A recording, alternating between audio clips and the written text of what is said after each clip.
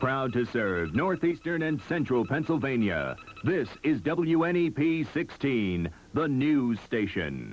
Now, Nolan Johannes, Karen Harch, pilot Jack Rulin in Skycam 16, Chief Meteorologist Tom Clark, and Joe Zone on sports. This is Newswatch 16. The Luzerne County Transportation Authority is meeting tonight at 7:30 to take a vote, possibly to cut out some bus routes after 6 in the evening. Only 5% of the riders are on the buses after 6, and the LCTA is looking to cut back because of a budget crisis. That crisis has already meant that layoff notices were sent to 22 drivers and 6 other workers. The LCTA has run out of a budget surplus that it had been saving and using to offset cuts in federal grants. With that cushion gone, the authority says it must cut costs to balance the budget by this June. Well, the Scranton Arena Authority has taken another step toward actually building an arena in the city. Today, the authority gave the okay to sell up to $24 million in bonds. Now, that keeps everything right on schedule. You see, the authority needs to sell the bonds before the end of the year, because after the new year, the bonds could be taxed, and that would make the Scranton Arena project too costly. Well, the holiday weather watch is coming up next with our chief meteorologist, Tom Clark, and yes, Karen. Everyone wants to know, white Christmas? Well, it looks like the old Santa Claus Express is coming to town. Oh, good. I can't wait. So that, it will be a white Christmas this year. When we come back, I'll tell you how much we're going to get out of this next storm.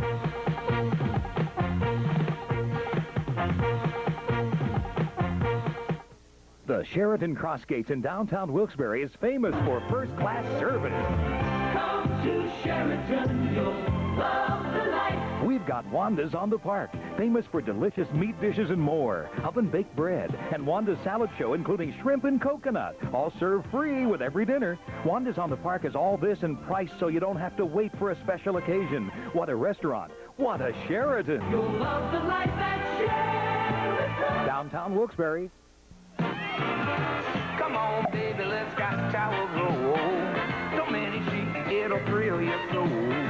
Come on, baby, let that paper roll. Roll on and on. When the other leading brand gives up, Scott Towels keeps right on rolling because it has lots more sheets so you don't run out. Scott Towels, Scott Tissue, Scotty, Scott Economy Pack Napkins. The Scott Value products go a long way and save you money. Roll on and on. The first step has been taken toward what could be a low-level nuclear waste dump in our state. Governor Thornburg has signed a bill that gives the formal okay for Pennsylvania to become a member of the Appalachian State's Low-Level Radioactive Waste Compact. It means Pennsylvania could become the home of a dump for up to 4 states' low-level nuclear waste.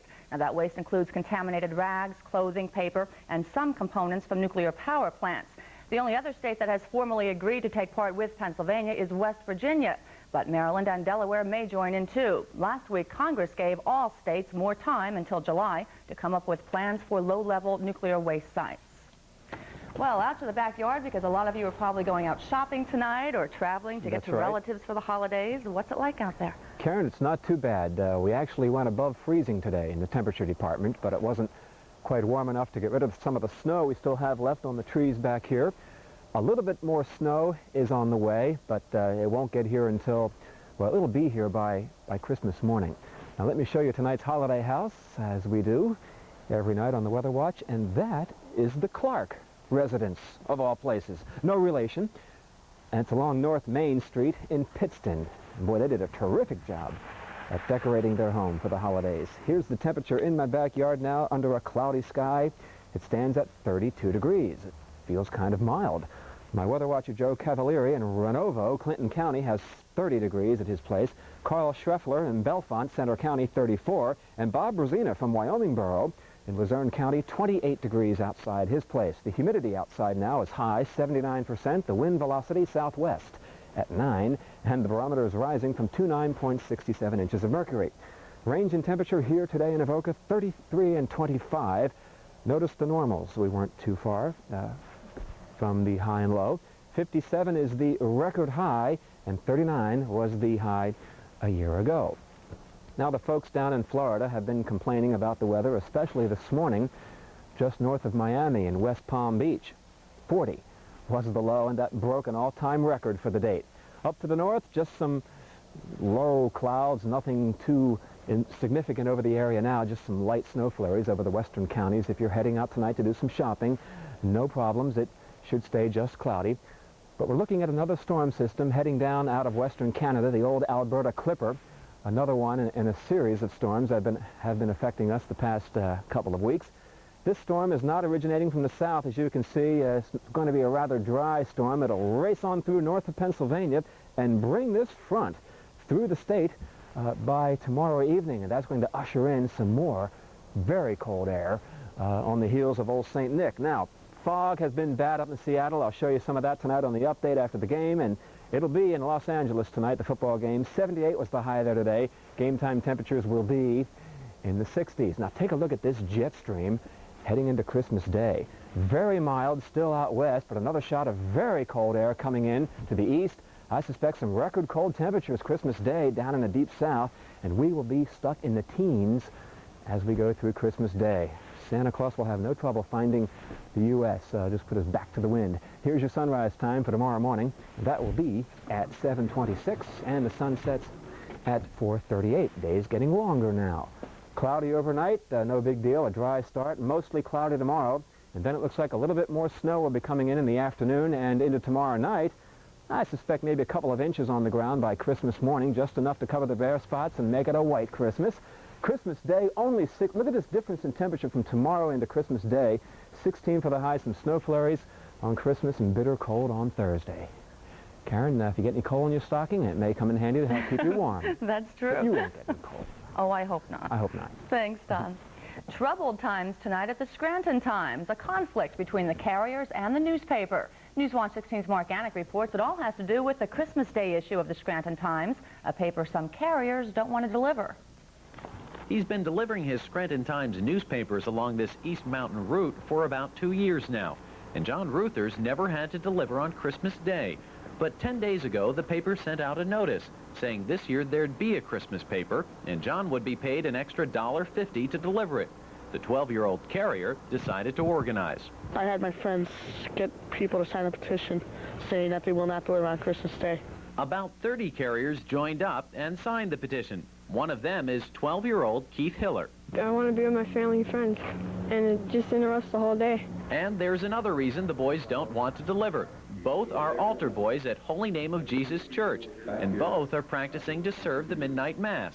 When I do that, I'll come back to the center. That means they won't get much sleep, because the Times is requiring that the Christmas paper be delivered by 8 in the morning. What's more, John thought this flyer, given to new carriers, would help the cause. It says Christmas is a non-publishing day. The Times says there's no such wording in the carrier's actual contract. Now, we asked Times management to give us a comment on camera about the story, but they declined. In fact, Times general manager Harry Mullen told me he wasn't about to go on camera and be up against 12-year-old boys. Meantime, those boys say they'll probably end up delivering on Christmas. The paper says it will find new carriers if they don't. Mark Anik, Newswatch 16, Scranton. Joe Zone is next with a Sports Watch and the first poll of this year's Super 16 basketball. Plus, Penn State in review. Joe Zone wraps up the last 2 games.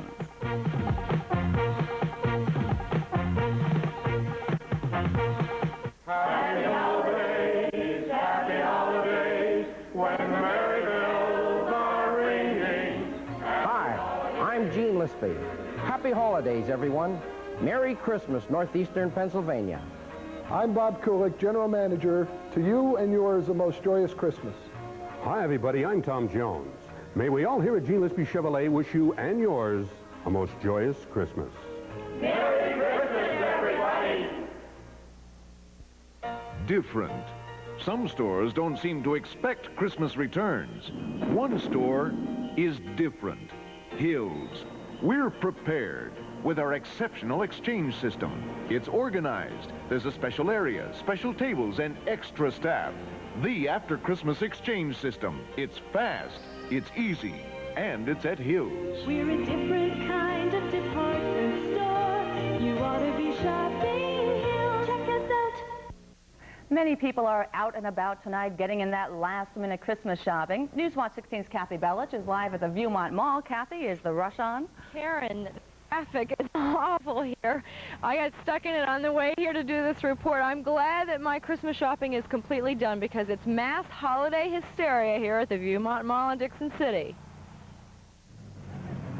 Traffic is bumper to bumper. Competition is stiff to find a parking space here. It's been this way most of the day, and if it's this crowded outside, you can just imagine what it's like inside. Inside the Stroud Mall in Stroud Township, it was buzzing with holiday shoppers, picking up those last-minute gifts and stocking stuffers, and the stores are expecting to get even busier as the shopping day countdown moves towards zero. The malls close early tomorrow since it's Christmas. That's just a reminder in case you were thinking about staying out of this traffic tonight and picking something up tomorrow night. So if you want to brave this traffic, it's up to you. Kathy Bellish, Newswatch 16, live with the Instacam in Dixon City. Thank you, Kathy. Well, Joe, are you finished with your shopping? My shopping has been done for a long time, except for the stuff I'll buy in You're Miami. smart. I'm still not finished. Remember the Penn State Notre Dame game? Holds special memories for you, doesn't it, special, Karen? Joe. Thanks for reminding me. Nice game of the year. Penn State had moved into the top spot in the college football poll. They were undefeated and just 2 wins away from a perfect season. That's when the major bowl talk got serious and when Notre Dame fans were looking for a big upset. A lot of people thought the Irish were coming in to hand Penn State a slice of reality. The reality, in fact, was that Notre Dame was outmatched. A driving rainstorm. The Irish slipped and slopped around, and the Nittany Lions took advantage. First TD of the game, John Schaefer, DJ Dozier, touchdown. Rogers Alexander's interception led to a Massimo Manca field goal. Penn State led 13-0. Second quarter, 4th and 1. There goes Steve Smith. Penn State leads 20-0. And this one is over. A Ray Isom interception in the third quarter led to a Schaefer TD. 36-6 the final score. I think once Notre Dame got behind, once we got a hold of the game, I think the weather was a factor in their play.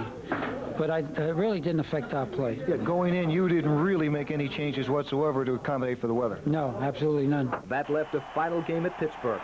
DJ at it again, 7 yards, touchdown, 7-0 Penn State. Now, watch Timmy Manoa. He breaks off the second of 2 big plays in this game in Pittsburgh.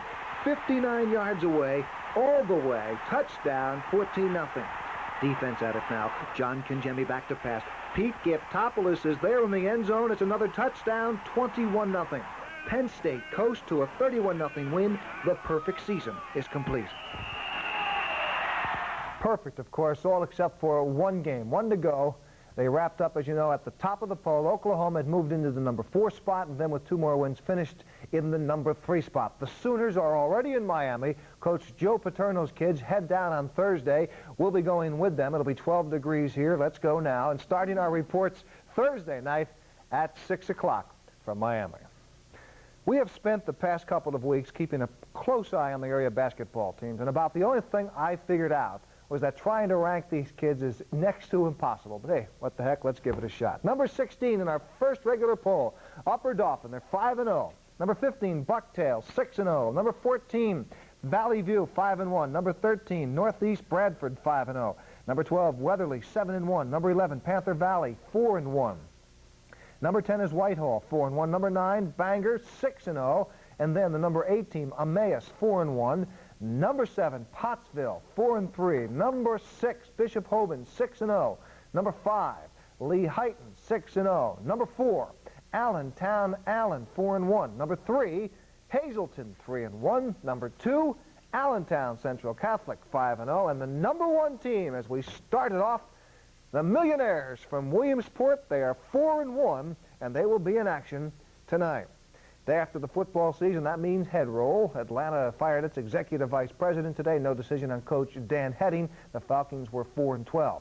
San Diego was 8-8, but that was good enough for coach Don Coryell to keep his job. He was not fired. In fact, he was given a contract extension.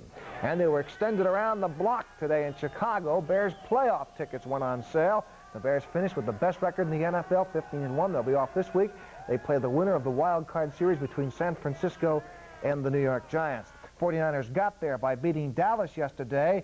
The Cowboys led early, but San Francisco came back. There's the first touchdown of the game. Craig, the big play guy for the 49ers, he went over 1,000 yards rushing and passing in the same season.